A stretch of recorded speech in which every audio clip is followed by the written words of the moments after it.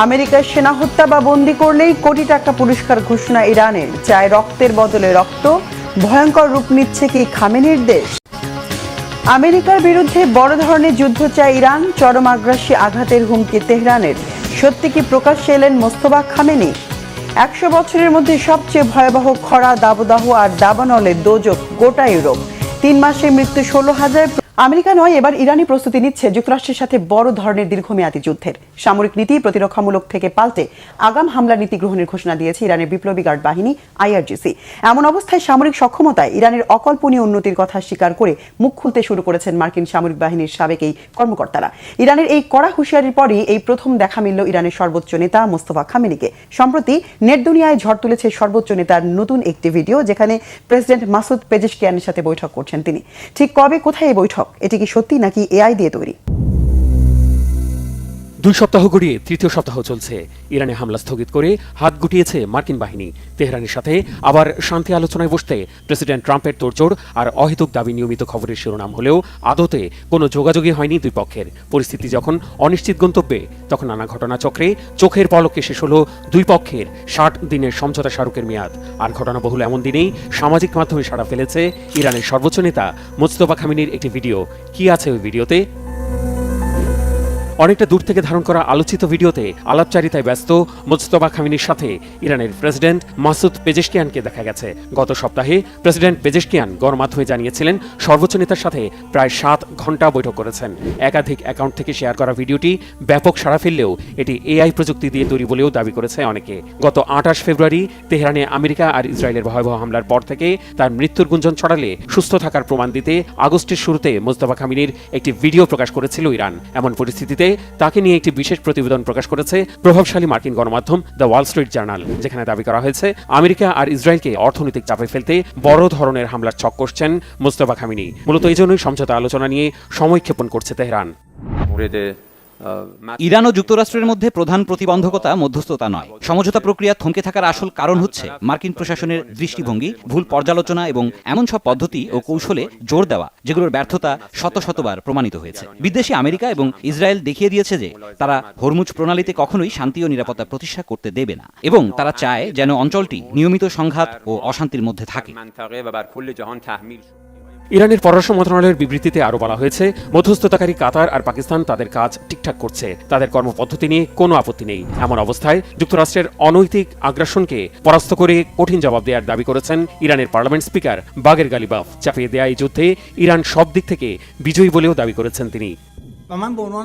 যুক্তরাষ্ট্র আর জায়নবাদী শাসনের নেতৃত্বে পরিচালিত অন্যায় একটি যুদ্ধে আমাদের জাতি সাহসিকতার সাথে মুক্ত হস্তে এবং কোনো প্রতিদান প্রত্যাশা না রেখে রুখে দাঁড়িয়েছে, লড়াই করেছে। এই যুদ্ধে সামরিক ও রাজনৈতিক দুই দিক থেকে আক্ষরিক অর্থেই আমরা বিজয়ী হয়েছি। অন্যদিকে কূটনৈতিক ও রাজনৈতিকভাবে এই অর্জনকে সুসংহত করার জন্য সমঝোতা স্মারক হলো সেই দলিল যা এই বিজয়ের সম্মানসূচক স্মারক হিসেবে দাঁড়িয়ে আছে। এদিকে যুক্তরাষ্ট্রের সাবেক জয়েন্ট চিফ অব স্টাফসের চেয়ারম্যান মাইক মুলেন রবিবার রাতে ABC নিউজের দিস উইক অনুষ্ঠানে অংশ নেন। সেখানে তার দেওয়া বক্তব্য যেন গালিবাফের দাবির প্রতি ইঙ্গিতপূর্ণ নীরব সম্মতি। ইরান যুদ্ধ আর মার্কিন যুদ্ধজাহাজে নাবিক আর সেনাদের মধ্যে ছড়িয়ে পড়া হতাশা পর্যালোচনার সময় ইরানের সামরিক সক্ষমতার বিষয়টি স্বীকার করে নেন তিনি। মুলেন বলেছেন, আমেরিকা স্পষ্টতই আশা করেনি মধ্যপ্রাচ্যে থাকা মার্কিন ঘাঁটিগুলো যেখানে সেনারা অবস্থান করত তা ধ্বংস হবে এবং নিশ্চিহ্ন হয়ে যাবে। এমন অবস্থায় ইরানের ইসলামী বিপ্লবী গার্ড বাহিনী IRGCর কমান্ডার ব্রিগেডিয়ার জেনারেল ইয়াদুল্লাহ জাভেনি রাষ্ট্রীয় গণমাধ্যমকে জানিয়েছেন শত্রুদের কৌশলগত চমক দেওয়ার জন্য প্রস্তুত থাকা উচিত। তিনি দাবি করেছেন, ইরানের সাথে যুদ্ধের জন্য বর্তমানে সবচেয়ে দুর্বল অবস্থায় আছে চিহ্নিত শত্রু ইসরায়েল। তিনি আরও জানান, নতুন commander in chief major general Ahmed ওয়াহিদিকে সর্বোচ্চ প্রতিরোধের নির্দেশনা দেওয়া হয়েছে। এই নীতি অনুযায়ী শত্রুর যে কোনো হুমকি দমন করতে আগেভাগেই আক্রমণাত্মক পদক্ষেপ নেবে ইরান।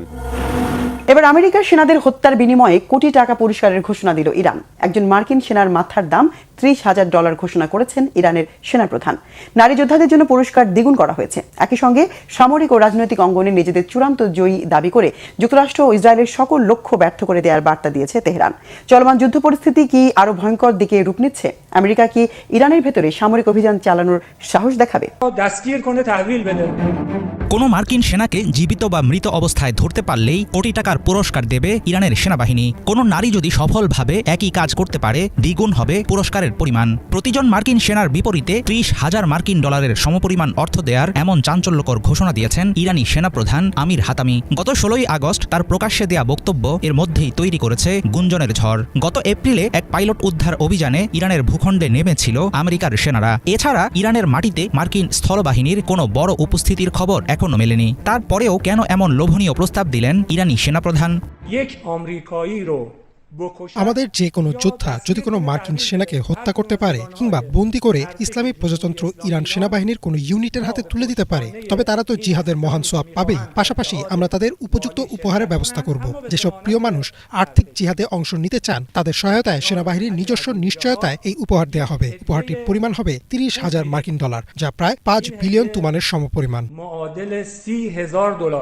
চলমান যুদ্ধের উত্তপ্ত পরিস্থিতিতে মার্কিন সেনা হত্যা বা বন্দী করার জন্য বিশাল অঙ্কের আর্থিক পুরস্কারের ঘোষণা মনস্তাত্ত্বিক লড়াইয়ের অংশ, এমনটাই মনে করছেন অনেক বিশ্লেষক। তাদের ধারণা, ইরানি সেনাপ্রধানের দেয়া বক্তব্যের উদ্দেশ্য সেনাবাহিনীর মনোবল চাঙ্গা রাখা। সম্প্রতি যুদ্ধে নিজেদের অবস্থান তুলে ধরতে গিয়ে ইরানকে বিজয়ী শক্তি হিসেবে ঘোষণা দিয়েছেন ইরানি পার্লামেন্টের স্পিকার। তিনি দাবি করেন, আমেরিকা ও ইসরায়েল যেসব লক্ষ্য নিয়ে তার দেশে হামলা চালিয়েছিল সেগুলোর একটিও অর্জন করতে পারেনি, আর এটিই ছিল শত্রুর সবচেয়ে বড় ও চূড়ান্ত পরাজয়।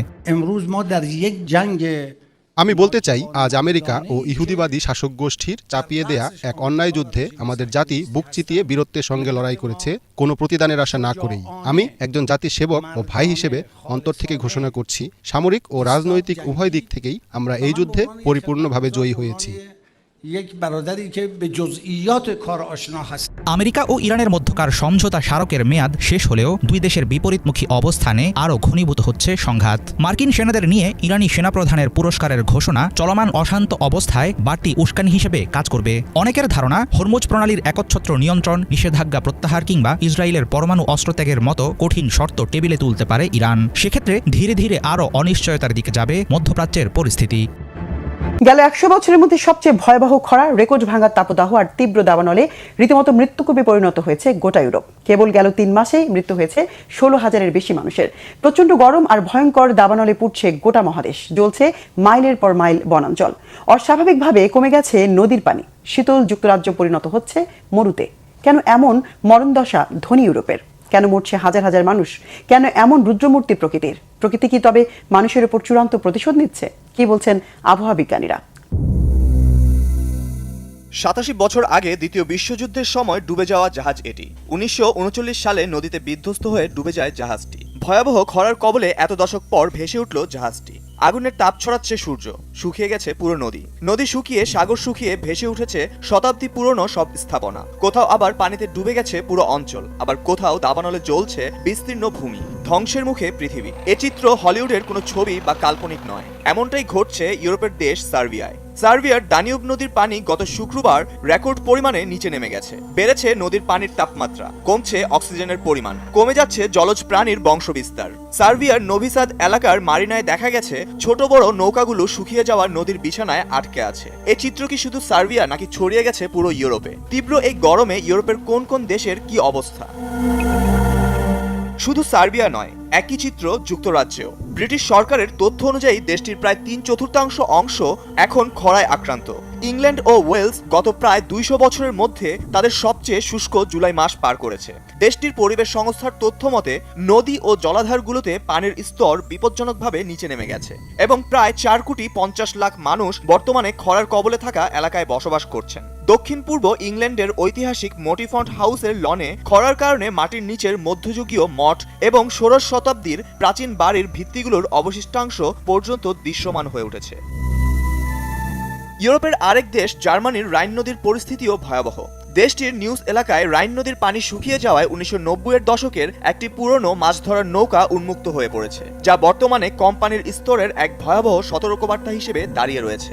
জার্মানির ওমস শহরে দেখা মিলছে ঐতিহাসিক ক্ষুদা পাথরের, যেগুলো অতীতে খরা ও দুর্ভিক্ষের আশু বিপদ সম্পর্কে সতর্ক করতে নদীর বুকে স্থাপন করা হয়েছিল। জলবায়ু পরিবর্তনের এই কুপ্রভাবে কোথাও কোথাও তাপমাত্রা বেড়ে দাঁড়িয়েছে 40 ডিগ্রি সেলসিয়াসের উপর। এই গরমে প্রাণ হারাচ্ছে হাজার হাজার মানুষ। দক্ষিণ ইউরোপের ঐতিহাসিক দেশ ইতালি ইতালির বিখ্যাত পো নদী অববাহিকার ধানি জমিগুলোতে পানি না পৌঁছানোর কারণে ফসল হলুদ হয়ে শুকিয়ে গেছে। তীব্র তাপদাহে রোমানিয়ায় জ্বালানি সংকট মোকাবেলায় সরকার কঠোর ব্যবস্থা গ্রহণ করেছে। দেশটির দানিউব নদীর পানি কমে যাওয়ায় চেরানোভোরা পারমাণবিক বিদ্যুৎ কেন্দ্রের শীতলীকরণ ব্যবস্থা মারাত্মক ক্ষতিগ্রস্ত হয়েছে। গত সপ্তাহে বাধ্য হয়ে প্ল্যান্টটির দুটি চুল্লির মধ্যে একটি বন্ধ রাখতে হয়। পুরো আগস্ট মাস জুড়ে দেশটিতে জ্বালানি জরুরি অবস্থা জারি করা হয়েছে। পাকিস্তানের ক্রমবর্ধমান নৌশক্তির মধ্যে ভারত মহাসাগরে কৌশলগত প্রতিযোগিতা নতুন মাত্রা পাচ্ছে।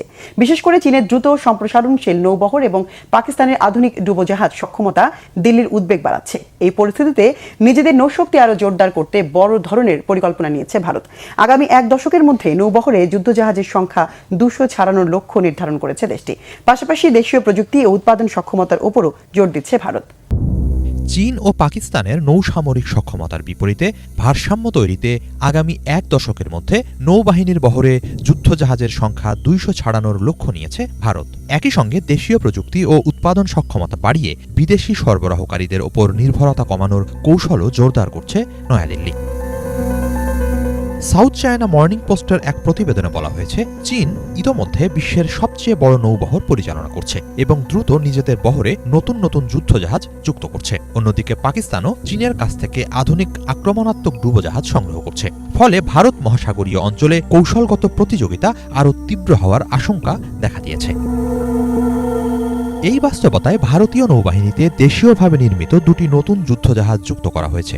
এর একটি হল স্টেলথ ফ্রিগেট INS মহেন্দ্রগিরি এবং অপরটি ডুবোজাহাজ বিধ্বংসী যুদ্ধজাহাজ INS মালভান। ভারতীয় নৌবাহিনীর জন্য এগুলো কেবল নতুন সংযুক্তিই নয়, বরং দেশীয় জাহাজ নির্মাণ সক্ষমতারও প্রদর্শন। INS মহেন্দ্রগিরির নকশা করেছে ভারতীয় নৌবাহিনীর ওয়ারশিপ ডিজাইন ব্যুরো এবং নির্মাণ করেছে মাজাগন ডক শিপ বিল্ডার্স। জাহাজটির প্রায় 75% উপকরণ দেশীয়ভাবে সংগ্রহ করা হয়েছে। এটি ভারতের আত্মনির্ভর ভারত নীতির সঙ্গে সামঞ্জস্য রেখে প্রতিরক্ষা উৎপাদনে স্থানীয় সক্ষমতা বাড়ানোর প্রচেষ্টার উদাহরণ। মহেন্দ্রগিরি নীলগিরি শ্রেণীর ষষ্ঠ যুদ্ধজাহাজ। একই শ্রেণীর সপ্তম জাহাজ INS বিন্ধ্যাগিরিও আগামী কয়েক মাসের মধ্যেই বহরে যুক্ত হওয়ার কথা রয়েছে। পাশাপাশি প্রজেক্ট 17 ব্রাভোর আওতায় আরও কয়েকটি নতুন প্রজন্মের ফ্রিগেট নির্মাণের পরিকল্পনা রয়েছে। বর্তমানে ভারতীয় নৌবাহিনীতে প্রায় 150টি জাহাজ রয়েছে। এর মধ্যে আনুমানিক 135টি ফ্রিগেট, ডেস্ট্রয়ার ও ডুবোজাহাজের মতো সম্মুখ সারির যুদ্ধজাহাজ। আরও প্রায় 50টি জাহাজ নির্মাণাধীন থাকায় ইতোমধ্যে বহর সম্প্রসারণের ভিত্তি তৈরি হয়েছে। ভারতীয় নৌবাহিনীর সাবেক রিয়ার অ্যাডমিরাল ও প্রতিরক্ষা বিশ্লেষক সঞ্জয় মিশ্রের মতে, দেশীয়ভাবে যুদ্ধজাহাজ নির্মাণের সক্ষমতা কাজে লাগানো গেলে 2035 সালের মধ্যেই 200 জাহাজের লক্ষ্য অর্জন করা সম্ভব। প্রয়োজনীয় সহায়তা ও বিনিয়োগ পাওয়া গেলে সেই সংখ্যা আরও বাড়ানো যেতে পারে। তার মতে, বর্তমান কৌশলগত প্রেক্ষাপটে ভারতের এখন স্থায়ীভাবে প্রস্তুত রাখার জন্য অন্তত দুটি অত্যন্ত গতিশীল ও স্বয়ংসম্পূর্ণ নৌবহর প্রয়োজন। সেজন্য যুদ্ধজাহাজের পাশাপাশি জ্বালানি, সরবরাহ, মেরামত ও অন্যান্য সহায়ক জাহাজও প্রয়োজন।